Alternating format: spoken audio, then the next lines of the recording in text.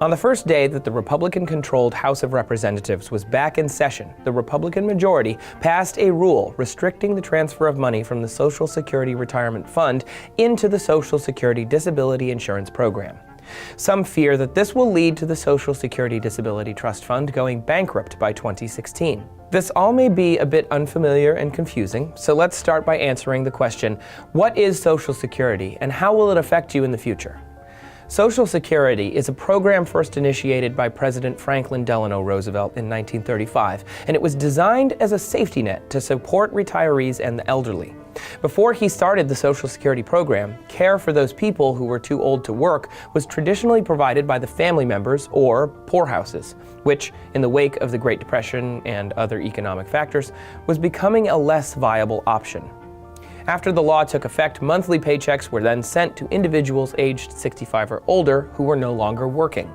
At the time, only 1% of people's income went to Social Security. Since then, the percentage that is taxed has gone up. Now, with some restrictions, 6.2% of an employee's income and another 6.2% tax on employers goes towards Social Security. Also, the age at which benefits are received has changed. In 1961, the earliest age at which you could retire and begin receiving money was reduced to 62. However, now as a result of a 1983 amendment, waiting to retire until age 67 reaps the most benefits.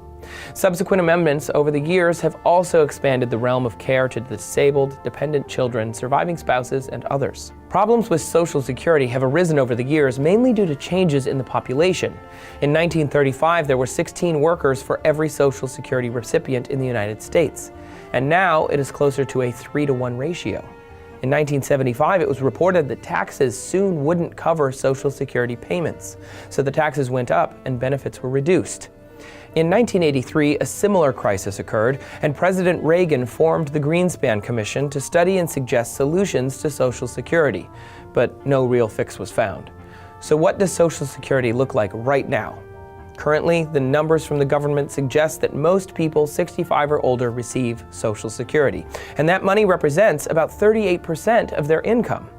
On average, that's a pretty big number, but many accountants now urge people to view Social Security as supplemental rather than a primary income.